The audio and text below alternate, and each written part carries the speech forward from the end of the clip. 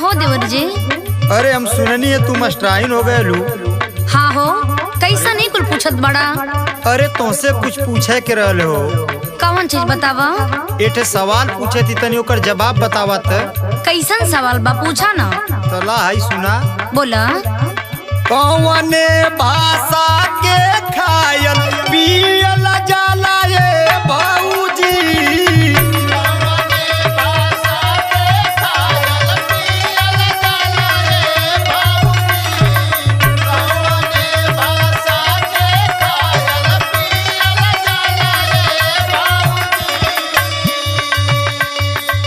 पियल जाला ये बाबूजी, पियल जाला ये बाबूजी।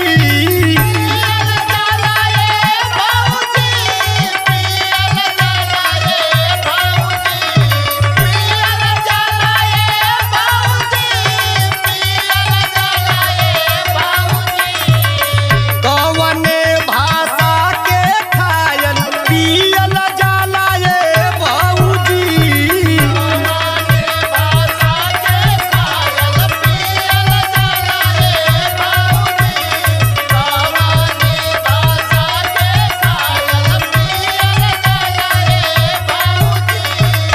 ए देवर जी, हाँ भौजी। तू तो बड़ा चालाक बड़ा। कैसन हो? पढ़ाई के बारे में पूछत बड़ा। हाँ हाँ। जना तरह के हम मास्टराइन हो गइल बानी, लेकिन तू सवाल कहीं और से करत बड़ा ना। कहाँ से करत हो? ओकर जवाब दा। सुना सुना, हम बतावतनी। बोला बोला। चीनी हो भाषा के खायल पियल जाला ए देवरो।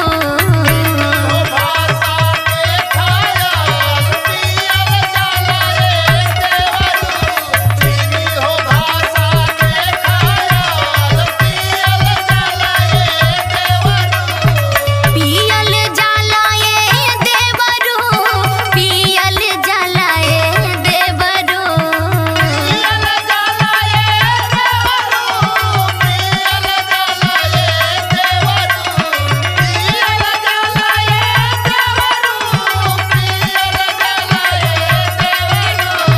पियल जाला ए देवरो, पियल जाला ए देवरो।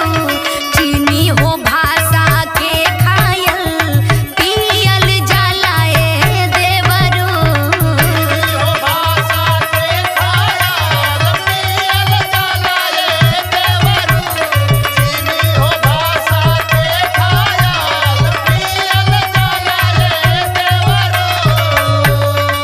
अच्छा सुना भौजी, बोला। ये सवाल का जवाब तो तू बड़ा जल्दी दे देलू है। तोहरा समझ में का आवत? माने हम पागल बानी? अरे नाही हो, तू पागल ना बाड़ू। हाँ तब एठे और सवाल हमरे पास है, तनी ओकर जवाब दे के बतावा तब जानी। देवर जी, आज तोहरे मन में जितना बात बना पूरा बात तो पूछला, हम तोहरे पूरे सवाल के जवाब देवे बदे तैयार बने। ठीक बा भौजी, तला है सुना। बोला। कामन चीज लइकन का छोटा, लेकिन का लंबा पातर हो।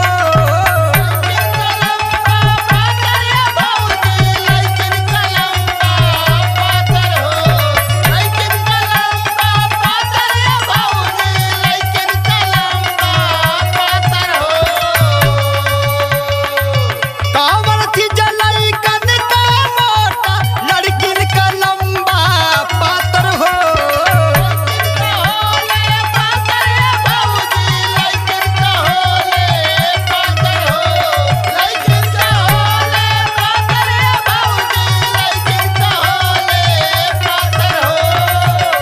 सुनत हऊ ना?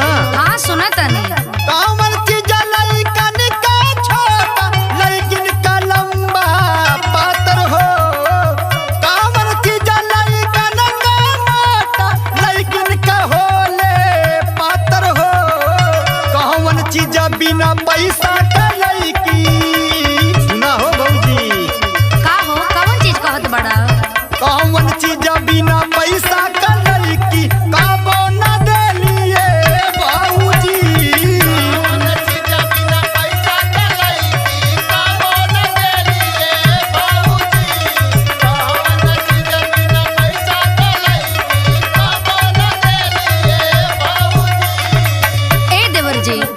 जी बोला। ई तो हमने खातिर मेहरारू हो चाहे लड़की हो, अच्छा सबके खातिर ये शांत बहुत इजी बा। कैसन तो बतावा। हाथ सुन ला। सुनावा। बलवा होला लइकन का छोटा, लेकिन के लंबा पातर हो।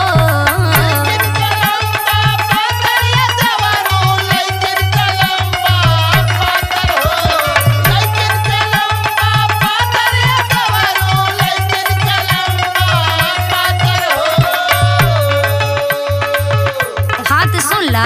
लइकन के आवाज मोटा, लेकिन का होले पातर हो।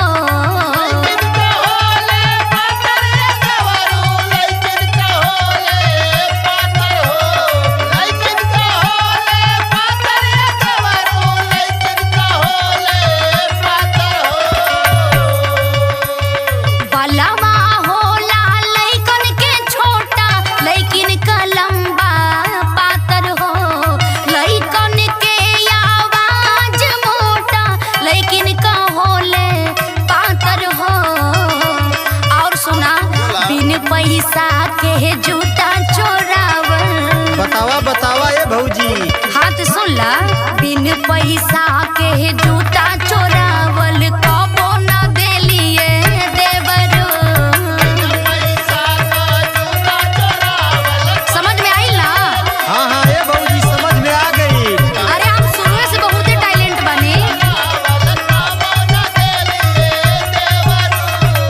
कौने भाषा के खायन पियल जाला ए भौजी।